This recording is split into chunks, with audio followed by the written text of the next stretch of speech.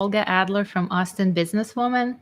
And today we have an amazing guest, Paula Shepherd, one of the most powerful and empowering people in our business community. She's a business strategist, business coach, and confidence coach, a podcast host, The Confidence Session, and a keynote speaker, an amazing public speaker.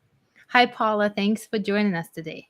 I'm really excited to be here and to be part of Austin Businesswoman. It is one of the most top-notch networking organizations that I have ever been a part of. I'm just really honored to be here.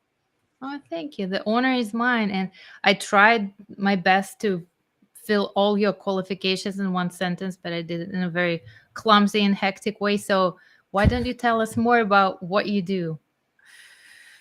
Well, the focus of what I do is all around the power of your voice. So think about how we approach relationships, how we approach our everyday world, whether that's showing up in the grocery store or attending a party or a networking event or just the way that we show up at home. Every way is slightly different because we want to portray our best self to everyone. And what people miss is the opportunity to really be themselves. They miss that whole piece of self discovery. And this happens a lot, not just with women, but also with men and in business as well, because our reputation is very important to us. Society has taught us that it's important for us to please other people. And so it is an unveiling and unleashing of who you are and being able to connect with people in a really powerful way that honors reciprocity in relationships. That's a very powerful mission. And speaking of showing up for yourself and showing your true self, I know you focus a lot on confidence. How critical is it to be confident to succeed in your life goals, in your career, or in business? So I think confidence is what happens after you take the risk, right? I don't think it's the thing that happens first. For me, it isn't. For many of my clients, it isn't. For many, many people who are successful, not just financially, but in the way that they show up in their lives, it's that ability to say, I really want that thing and I really want to achieve that, and seeing the possibility for yourself, taking the risk, leaping and knowing that the net will appear essentially. And that will bring the confidence. It comes with repetition. So confidence is important, but it's not important for you to have it before you take the step. It's actually the other way around. hmm So confidence comes as you go. You can't just train it as a muscle and then jump into the world. You kind of have to build it up as you go. I think so, because every moment of your life, you're evolving as a person. You're becoming that next version of yourself. I think there's a lot of misconception out there that, you make your dreams come true and you become this version of yourself that you were always meant to be. But it really, truly is an evolution. I like to think of it as an evolution of your voice. How much more are you willing to say? And that confidence piece comes with, oh my gosh, I said that and I didn't die and I didn't lose a limb. I'm perfectly okay. And holy cow, I just inspired someone else to do something because I was brave, because I was vulnerable. Yeah, it's somehow when we do something that's brave, we encourage other people too. So it's like this chain reaction. Once you make the leap, other people are like, maybe I should try it too. So it's not only reflected on your life, but everyone around you. So I think it's the most rewarding part of taking your risks and of, you know, aspiring for a higher goal. Absolutely, especially if that person is within your orbit and that is maybe following them on social media, but more than that, really connecting with them in a deep way, not being afraid to reach out and say, "Hey, you inspired me today." I think that's missing on social Mhm. media, is that human-centric connection and understanding that we don't just have to communicate with people on posts. I mean, I appreciate and value how expansive I've become in my business and others' businesses have become as a result of being on social platforms. But that doesn't mean that you can't reach out and let other people know that they have inspired you. They want that. People want Mhm. to belong. Yeah, they want to hear. Sometimes I see on social media people would say, "I needed to hear this today," and you did something right. Whoever posted something that inspired someone or was aligned with what they were thinking, it was right. So we're raised by elevating others, and definitely we should do it. We actually have a comment from our audience about someone who got out of their comfort zone this week. It's I would love to meet you ladies. I'm in college stage and I was asked this week to do my first public speaking event. Oh my gosh, congratulations. That's huge. I want to know how you're Thanks. celebrating yourself because I'm sure that you're nervous because it's your first one, but it is the first of many. And I would love to just have a conversation with you and meet you. Let's definitely do it. Absolutely. And yes, public speaking is a big thing. Do you help your clients with building that skill? I do. So the first thing is really understanding who you are and owning your stories. Who wants to go to an event where we've all been to one where you're watching somebody walk through a PowerPoint and they're reading all the bullet points like ugh, snore. Nobody wants to watch that. Yeah. It's really boring. I went through that a lot when I was in corporate for almost 2 decades. The most powerful are when people are telling their stories. And in order for you to be able to do those, you have to own them. You have to be able to process them in a way that you're sharing not just the story for shock factor, but what lesson did you learn? And moreover, like, what are these people going to take away that you're speaking to? What are they going to take away and go take action on as a result of what they're learning from you?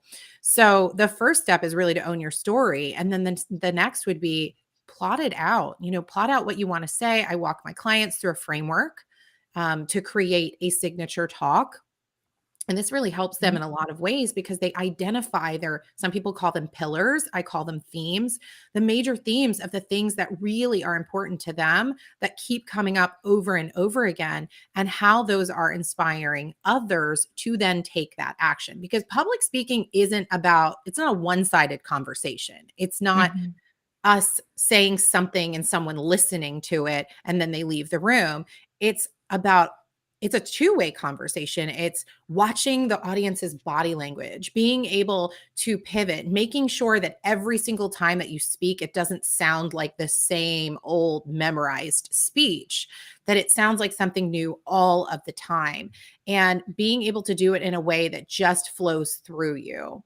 Does that make sense? Absolutely. And I can relate so much to this. And there is a huge difference between a public speaker who understands those pillars, those basics, and people who think that public speaking is just being like a radio that's there to, read through the text or through the script and be done with it. So it can be a very powerful tool, but again, it can be a tool that puts you to sleep. And so you So need to, don't overdo the PowerPoints, people. you They're there know, to see you. exactly.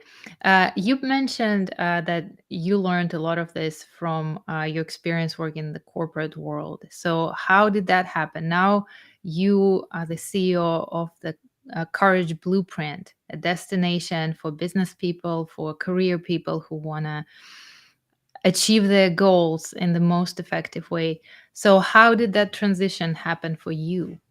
Okay, first of all, can we just say how amazing, I just love that you called it a destination, It because is a that's destination. exactly like I want it to feel like a place that people come, not just to be surrounded by me. I want them to feel like there is a community, right? So if I go back, back in this time 2 years ago, I was still working in my corporate job. Let's just say there are some really phenomenal corporate jobs. Um, the company that I worked for has many, many offices. It's a Fortune 500 company. I think it depends on the people and the culture and their willingness to push the envelope a little bit and push back on processes and not say this is how it's always been, and really be open to listening. So back then, I started to do a little bit of personal development work on myself. I knew that I didn't want to stay where I was, but to be honest with you, didn't really see the possibility of me leaving because I was making well over six figures. I tell people, I was the breadwinner by far in our family. I was the one that held the health insurance benefits, which Mm. here are very, very expensive, just in general in the US. There may be some international people watching. And I just like I knew something didn't fit. And I started to take baby steps towards becoming a coach. So I had gotten my certification because I felt like that was really important. If I was going to serve people in a way that I was coaching them and they were going to be paying me and I was going to be guiding them, being a partner in their story while they were being vulnerable and helping them achieve what they saw as a possibility and their vision, I needed to take that very seriously, which is why I pursued my certification and eventually my credential through International Coaching Federation.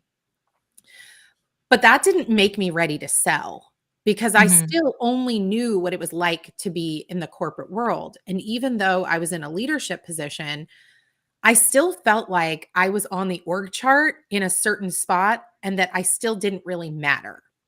And that was for so many reasons. We could be here for hours with me discussing why that happened. Really, honestly, culture is what it comes down to. Mm. And I felt like everywhere I looked, there was a lack of diversity, equity, and inclusion. And while the company as a whole talked about it, it was really lacking in a lot of areas. And just like when you go to the car dealership and you buy that brand new red Toyota Camry that you thought nobody had, and all of a sudden everybody seems to have that same car and that same color the minute you drive off the lot, I could not unsee what I was seeing. And I started to see it in so many places. So leaving that job to go elsewhere was me jumping ship to recreate the same thing somewhere else. It was a momentary sense of it would have been a momentary sense of release, but I would have wound up in the same position. So I knew I had to leave. The pandemic was a blessing because it meant I didn't have to drive into the office every day. Well, it's And silver lining. it really was. And I dug in my spare time. I took a lot of time after work. I was basically working two full-time jobs. And the way I grew my business wasn't through social media, it was through the power of relationships. And I was able to make more than my salary in for 2 months in a row, and when I did that, I told my husband, "I'm leaving. I can do this. I'm gonna do this. If I can't, first of all, something has to give. I can't keep doing it this way. I can't keep working two full-time jobs. Of But this course. is what lights me up. Like, these are the people I can't even believe I get paid to do this. I can't believe that I get to help people start their businesses, reinvigorate their businesses. I was working with people from a life coach capacity and helping them through some really interesting times in their lives and really being able to see past where they were and having them transform in such incredible, powerful ways. So I left and that I went full time in July of 2020. And here I am. Oh, It nice. hasn't even been Almost a 2 year. years, and I've built a multi six-figure business in that amount of time. Um, and I'm just so grateful to have the experience and that I was able to and willing to take the risk, to believe in my dreams enough to risk that six-figure salary that took me almost 2 decades to get to, by the way, and then to be able to recreate it in 2 months. It's stepping through the fear instead of letting it stop you. That's such an inspiring story. And it's a great stereotype buster for those who think that once you leave the comfort, like the visible comfort of a full time job, you don't earn enough money. Yes, you have your freedom, your own boss, but a lot of solopreneurs are struggling and they're saying, well, yeah, I sometimes have these thoughts that maybe I should go back because it's not really working out so far. And it's important to see that there are stories where you can make as much money as an entrepreneur and sometimes more. So it's not either or. You don't have to be either working for someone else or and making more money, or working for yourself but not, you know, rising up to the same level. So it's an important story to share. And the reality of it is, I just want to point this out when it comes to money. The important piece is being able to give back, being able to work with people who are making a great impact in the world. I work with less people than some others do because I really want to work with them in a very meaningful way. And I love Mhm. one on one support. It's so important to me. But also knowing that when you start your own business, just because you have made X amount in that year doesn't mean all of that went into the entrepreneur's pocket. And knowing that it does take time. I said this yesterday. I posted something. Don't sacrifice sustainability for speed. I think that Mhm. I have gotten to where I am really quickly for a variety of reasons. Some of them because I just dig my heels in and I go, and for other reasons because I thought it was still my responsibility to be the breadwinner, right? You So still I had the pressure. Absolutely. And because I just am high achieving. And I see a lot of entrepreneurs get in that and they look at this echo chamber of social media and they think, "Well, why can't I be like her? I've been in business for 5 years and I haven't made that much money. What am I doing wrong?" You're not doing anything wrong. You're still in the game. You're still here Mhm. 5 years later. There are people that just give up. Yeah, that's true. We should always consider people who give up and who don't have their heart in it, who don't Right. actually make a leap, but they're kind of hanging over the edge and they're like, should I try? Should I not? But you can't have it all. And as you said, after 2 months of working two full time jobs, you realize that at some point something is going to give, something is going to break, burn out. So you have to make the choice. And there's been lots of times where I almost gave up. When I tried somebody else's way or I listened to what somebody else said and didn't go with my gut, and my income tanked, my revenue tanked in my business. And to try to dig yourself back out of that is really hard. And there are moments, right? And I think in every business owner's life, especially women who seem to put a lot of pressure on themselves, especially the ones that I work with. And I can speak to this because that's me.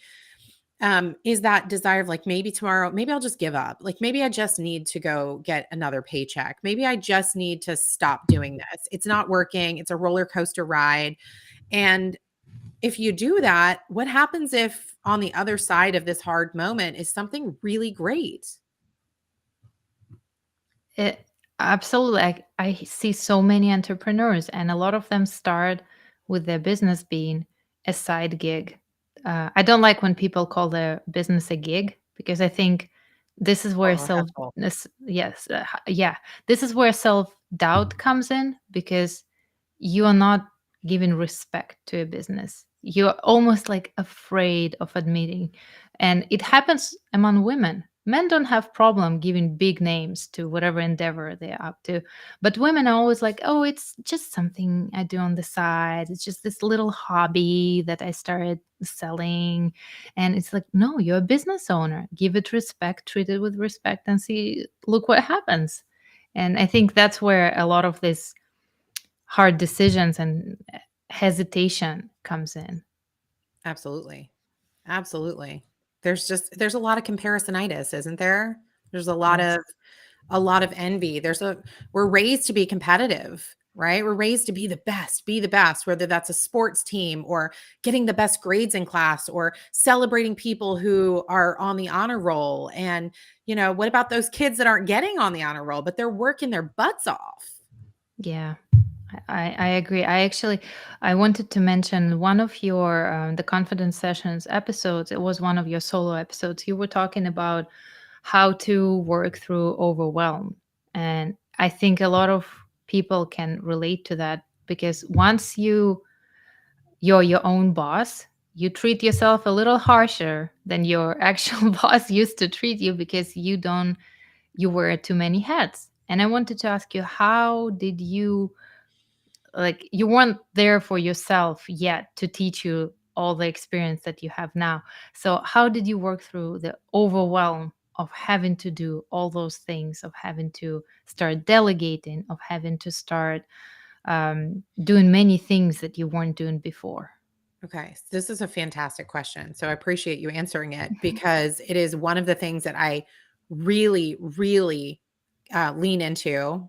I know that term is kind of corporate, um, but self-advocacy, right? Like being able to ask for help, to not wait until you're drowning and you're like the only thing that's still above water is your, pinky finger or whatever, your index finger, but to start asking for help right now in whatever little way, because when we give a lot as Mhm. entrepreneurs. We're always trying to give value. We're always trying to give and give and give and give and give in the hopes that we'll receive. But then when we do have the opportunity to receive, we tend to push it away, but it is a cycle. So it's about asking for help before you need it, being able to receive the help without feeling shame around it, and also to start doing those things and asking for help before you're ready.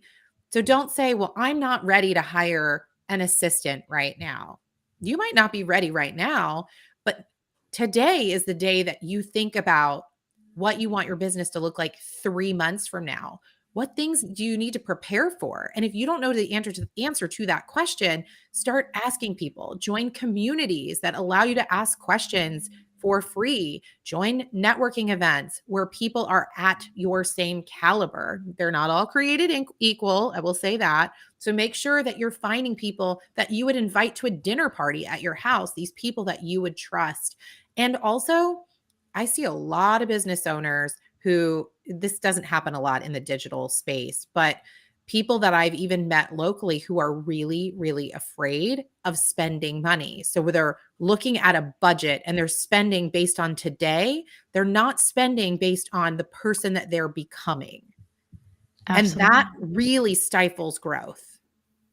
Yeah, because your reputation has to precede you. And if you come to an event and people look at you and they're like, wow, this person is really amazing. She can do so many things. Let me check her out.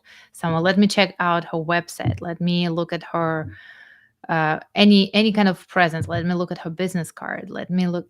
And if it's substandard, you're shooting yourself in the foot, in the leg, in the foot. I keep forgetting. You're shooting yourself somewhere where it hurts.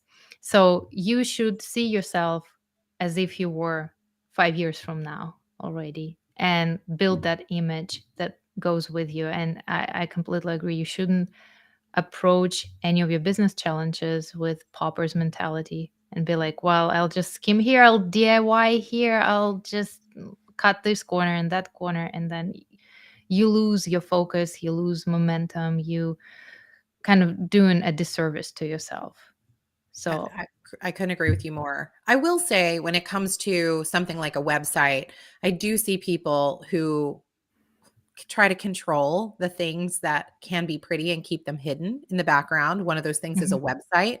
One of those things is, social media presence. One of those things is just having conversations with real people to just tell them what it is that you are doing, because you have to drive them to your spaces, but you can't do that unless you're having actual conversation. We actually have a visitor um, who is watching us, Enid Jones. She's Huh? amazing. She's Enid so did all my brand photos. So anybody that is on my social media that is watching, she's going to be at my upcoming retreat that I'm planning to photograph and do brand photos for my clients. So Enid is phenomenal. she is. She was the first person I interviewed probably like 2 years ago. She's amazing, and she said that we go to Amazon to buy things, but we go to social media for connections. And you can call it lead generation. You can call it awareness, engagement, whatever. You start conversation. So behind all those terms, you just have connection, personal connection. You're telling people you're a real person. You're not some kind of bot. You're not some kind of huge corporate man in suits structure. You're the woman that people can trust. And it's very important. Yeah. Oh, we're receiving a lot of love in the comments. Thank you guys. Yay. Oh, I see Julie. Hi, Julie. We love you all too. And I wanted to ask you about you work with so many phenomenal women, and a lot of them became phenomenal also due to the service you offered them. So, could you make a collective portrait maybe some general traits or differences between your clients? Who do you work with mostly? Mm, that's a great question. I work with people who want to thrive without living on social media.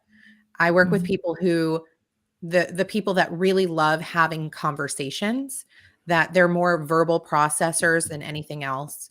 They love to write, but they're not used to writing in a way that is magnetic. I'm not really a big fan of just posting magnetic copy, and my clients aren't either. They really lean into genuine connection. They're running very human centric businesses. So, all of their mission for each one of their businesses, I just highlighted 4 incredible clients for our Revolutionary Voice Award that I announced yesterday, our winner. These are people that are making massive change and impact in their local communities and beyond. And I mean, people from tutors, academic tutors, to coaches and consultants that are working with people inside of inner city environments.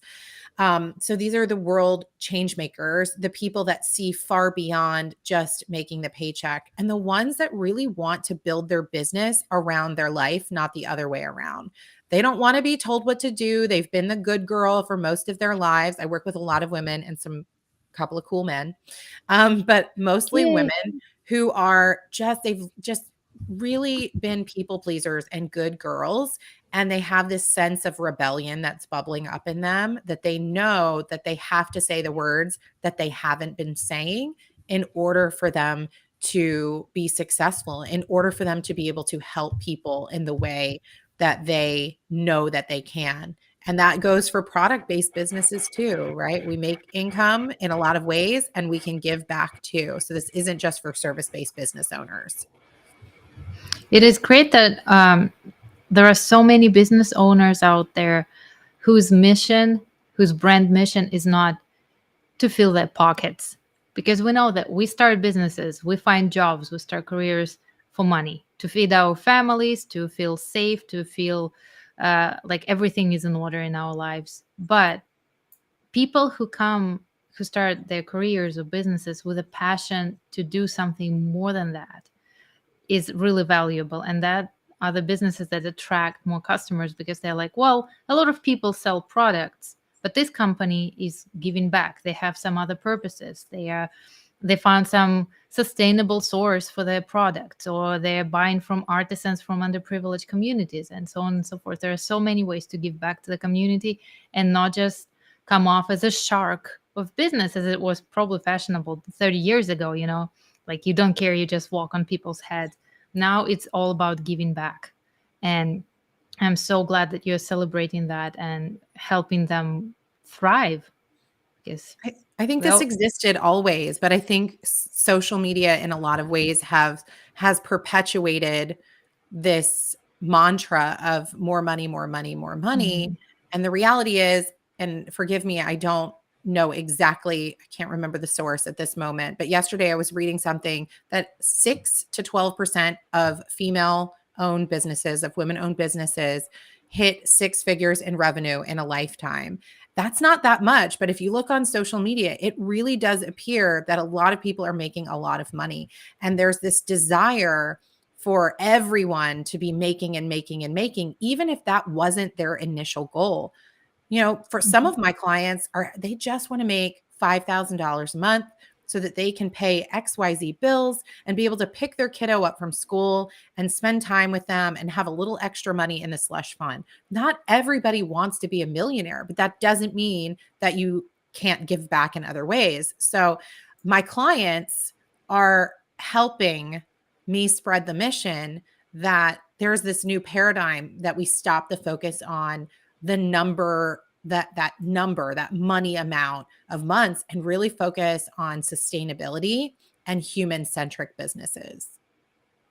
That's a great mission. And I follow the stories of your clients that you feature on your in your blog, on your social media, and it's just so rewarding to read those stories, to see those people, and to believe that we can all do it once our heart is in the right place, and someone guides us to not do stupid mistakes when we're just starting, to get discouraged too easily.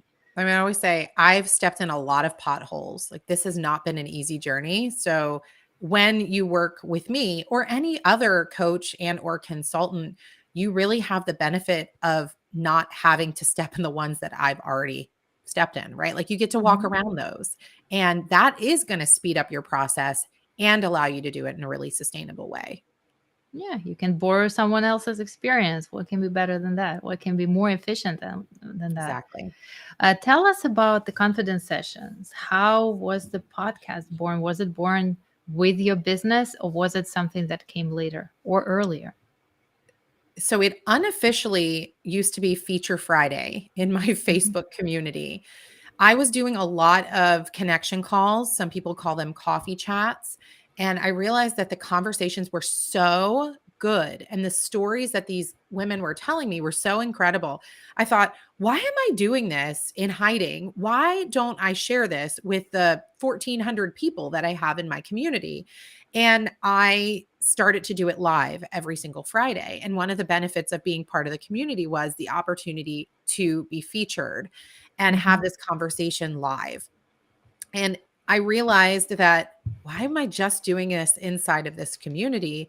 People deserve to hear these stories of people who are overcoming and hit some really rough spots and still kept going. They didn't let it stop them. And to allow others to see success defined in so many different ways so that someone could relate to them.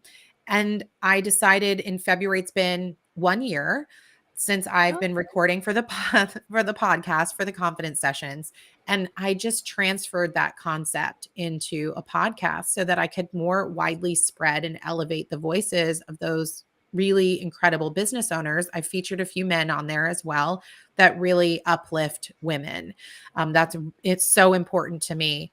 And for some of these women, that podcast recording with me was the very first time that they'd ever been on a platform that allowed their voice to extend as far as it did. And that was what it was all about. It was never about making money. It was never about though it did wind up helping in that, it helped me as a marketing tool, but that isn't what I wanted to happen. And I really still honor it as an opportunity to have really incredible relationships, to spread the word, to have other people learn about those that I respect, that I would hire myself, and to provide a platform for relationships to blossom.